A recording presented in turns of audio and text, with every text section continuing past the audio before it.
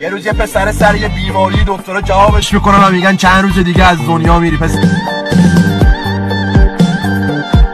زنگ میزنه به گوشی دوست دخترش میگه دارم میرم یه جایی با هم میای. دختری میگه باهات فکر کنم، حالا بگو کجا میخوای بری. پسر این حرفو که میشنوه دلش میشکنه، گوشی رو قطع میکنه. زنگ میزنه به خط رفیقش میگه رفیق دارم میرم یه جایی، میتونی با هم بیای؟ رفیقش میگه باش دارم میام عشقم، چند دقیقه دیگه میرسم پیشت. پسر این حرفو که از رفیقش میشنوه با لبخند تموم میکنه و از این دنیا میره. رفیقش که میاد رفیقش تموم کرده، چشش به گوشی توی دست رفیقش میفته. میره گوشی رو میگیره و میره نوشته بلبلان از بوی گل مستند و ما از روی دوست، دیگران از ساغر و ساقی ما از جام دوست. سلامتید رفیق، میدونستم میاد.